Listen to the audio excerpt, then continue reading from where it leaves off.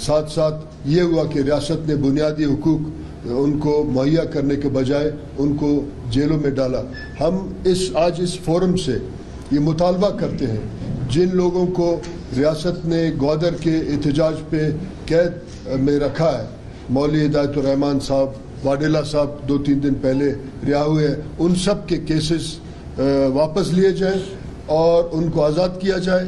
ان کے جتنے بھی مطالبات ہیں ان کو فوراً ریاست پورا کرے، اور گوادر کے لوگ جن کو بار بار یہ بتایا جاتا ہے کہ سی پیک کا سر چشمہ ہے، ان کے حقوق دیے جائے اور وہاں امن کا فضا قائم کیا جائے. اگر ریاست اسٹیٹ کا میں بات کرتا ہوں کیونکہ حکومت کا بات اس لیے نہیں کرتا ہوں، یہاں حکومتیں اب مفلوج ہیں، وہ کسی اور کے ریموٹ کنٹرول پہ چلتے ہیں. تو میں سمجھتا ہوں اسٹیٹ کو چاہیے کہ ڈائلاگ کے آغاز سے پہلے یہاں اعتماد کا فضا قائم کرے. بلوچستان کے مسائل کا حل ایک سوشیو اکنامک کانسٹیٹیوشنل تھیراپی میں ہے. یہ تھیراپی بلوچستان کے لوگوں کو دیا جائے تاکہ ہم اس تمام بحرانوں سے نکل سکیں، اپنے آئندہ نسلوں کو ایک خوشحال، ایک باوقار، ایک پرعظمت جو ہے مستقبل دے سکیں تاکہ ہم باقی قوموں کے برابر اپنے زندگی گزاریں. ہمارے جتنے مہربان ساتھی آئے ہیں، میں آپ کے توسط سے ان کا بھی شکریہ ادا کرتا ہوں کہ انہوں نے ہمارا آواز سنا، تلخ حقائق سنے، یقیناً تلخ باتیں بھی سنی ہوں گی، مگر انہوں نے بڑا تحمل سے 9 گھنٹے سنا. اس کا مطلب یہ ہے کہ سنجیدگی سے ڈائلاگ کا آغاز ہو چکا ہے. بسم اللہ الرحمن الرحیم. بہت شکریہ حضرات آپ کا تشریف لانے کا اور ہمیں موقع دینے کا، بات کرنے کا. میں لشکری رئیسانی صاحب کی بھی کا مشکور ہوں کہ انہوں نے اتنا اچھی میزبانی کی ہے.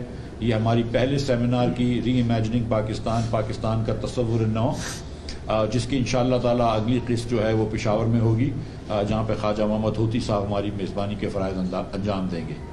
میں بات کرنا چاہتا ہوں تھوڑی سی معیشت کے بارے میں. آپ جانتے ہیں کہ اب معیشت کے حالات جو ہیں وہ تھوڑے سے مشکل ہیں، عوام اس وقت مشکل کا سامنا ہے، اور اس کی ایک بڑی وجہ یہ ہے کہ پاکستان کو اس سال کے 21 ارب ڈالر واپس کرنے ہیں بیرون ملک کے اداروں کے اور بیرون ممالک کے قرضہ جات کے. اور کیونکہ پاکستان میں کبھی بھی ہم پیسے نہیں کما سکتے باہر کی ایکسچینج کرنسی کے، تو ہم کو کسی ایک ملک سے قرض لے کر کسی ایک اور ملک کو واپس کرنا ہوتا ہے، یا ایک ادارے سے قرض لے کر کسی اور ادارے کو واپس کرنا ہوتا ہے. اور پچھلے 20 سالوں میں ہم نے یہ دیکھا ہے کہ پاکستان میں قرض جو ہے وہ بڑھتا جا رہا ہے، یہاں تک کہ اب 51,000 ارب روپیہ قرض ہو چکا ہے پاکستانیوں کے اوپر. اور ہم نے یہ بھی دیکھا کہ پاکستان کے اوپر بیرونی ملک کا جو قرضہ ہے وہ بھی 25,000 ارب روپیہ چڑھ گیا ہے. اس کے اب جو مسائل ہیں وہ یہ ہیں کہ اس کی وجہ سے مہنگائی در بڑھ رہی ہے، اور اس کی وجہ سے بے روزگاری بڑھ رہی ہے.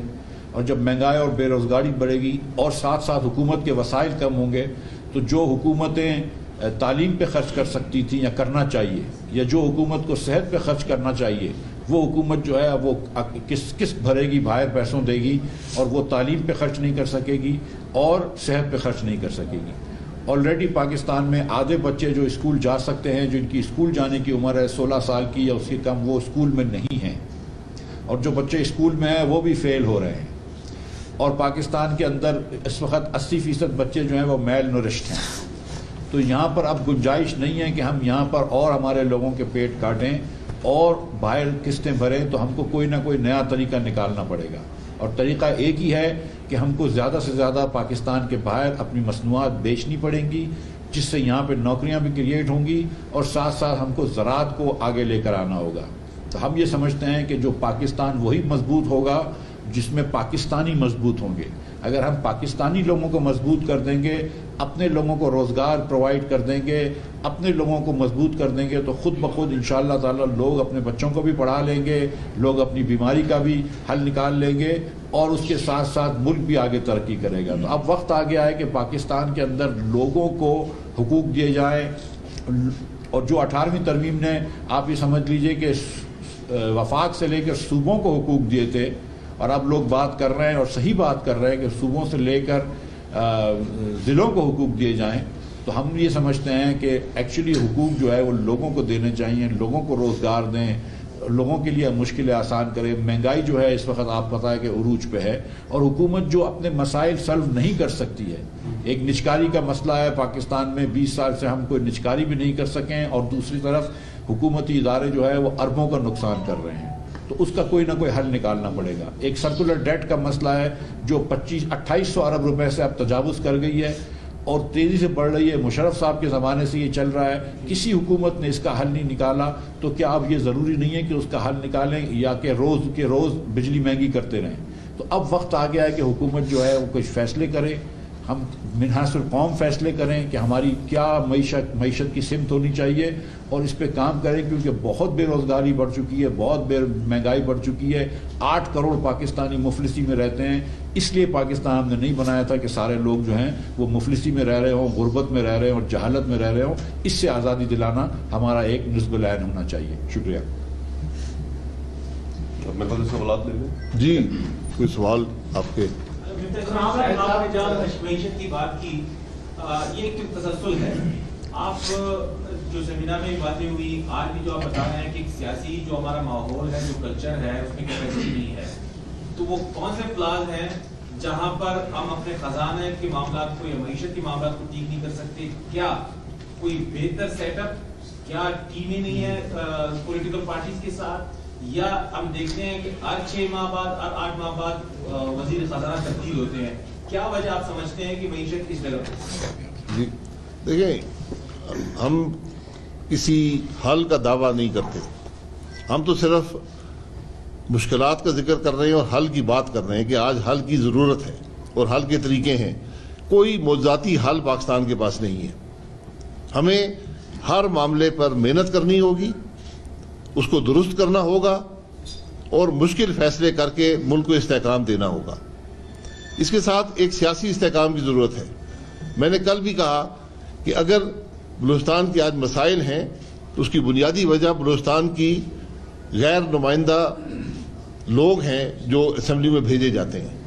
بلوچستان میں یہ ممکن نہیں ہے کہ ہم لسٹیں بنائیں اور ان لوگوں کو کسی کو جتا دیں اور کسی کو ہروا دیں.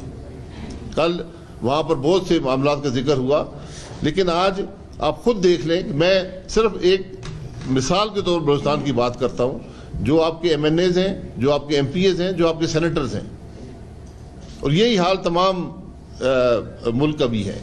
کیا وہ واقعی بلوچستان کے عوام کی نمائندگی کر رہے ہیں؟ کیا وہ بلوچستان کے مسائل کا حل ڈھونڈ رہے ہیں؟ کیا وہ حل تلاش کر سکے ہیں؟ یہی کیفیت سارے ملک میں ہے, اور یہی خرابی کی بنیادی جڑ ہے. سر کانفرنس میں کل ایک جو کانفرنس اس میں ہم نے یہ دیکھا جو خدشات تھے ان کا اظہار بھی ہوا, سب کچھ آپ لوگوں نے بتا بھی دیا, اور حل کی طرف بھی آپ لوگوں نے ایک فرسٹ یعنی اسٹیپ آپ لوگوں نے اٹھا لیا. لیکن پھر بھی بینگ اے سینئر پولیٹیشین آپ لوگ کیا سمجھتے ہیں, کیونکہ نئے الیکشن کے حوالے سے آپ لوگوں نے بھی تو خدشات کے اظہار کیے, دوبارہ فلیمز ہوں گے وٹ ایور, لیکن اگر ٹیکنوکریٹ گورنمنٹ کی طرف آپ لوگ جائیں گے, کس طرف آپ لوگ اشارہ کس طرف دیں گے؟ نہیں, اشارہ کسی طرف بھی نہیں ہے. ہم تو آئین کی بات کرتے ہیں کہ آئین کو امپلیمنٹ کریں, آئین کو پورا امپلیمنٹ کریں. ہم آئین کو جزوی طور پر نہیں کر سکتے. اگر ہم بلوچستان کے مسنگ پرسنز کی بات کرتے ہیں جو ایک دیرینہ مسئلہ ہے, اس کا حل بھی آئین کے اندر ہی ہے. اگر ہم آئین کو تسلیم نہیں کریں گے, آئین کی شکوں کو مانیں گے نہیں, تو پھر ان مسائل کا حل نہیں نکلے گا. معیشت کا حل بھی, سیاست کا حل بھی, اور ملک کے جو دیگر مسائل ہیں سب کا حل آئین کے اندر موجود ہے. اگر آج ایک نئے سوشل کانٹریکٹ کی ضرورت ہے تو وہ بھی ایک سیاسی نظام سے ہی آئے گا. سر بلوچستان میں 1970 سے اٹھ رہی تھی, ابھی پنجاب میں بھی وہی چیز نظر آ رہی ہے. جو بلوچستان کا مسئلہ ہے سمجھے وہ پورے ملک کا مسئلہ بن چکا ہے. تو آپ جو یہ سیریز چلا رہے ہیں سیمینارز کی, اس کو کہاں رکھیں گے؟ کیا ڈاکومنٹ کی صورت میں لائیں گے؟ اس کا اینڈ کیا ہوا ہے سیریز ڈائلاگ تو پہلے بھی بہت ہوئے, اس ڈائلاگ کا انجام کیا ہوگا؟ دیکھیں, یہ ڈائلاگ ایک ملک کے مسائل کے حل کا ڈائلاگ ہے, اور سب کی بنیاد جو ہے وہ آئین کے اندر ہے. اگر آپ 70 سے بات کر رہے ہیں تو آپ بھی آئین کی بات کر رہے تھے. آج 73 کے آئین کو اس سال 50 سال ہو جائیں گے.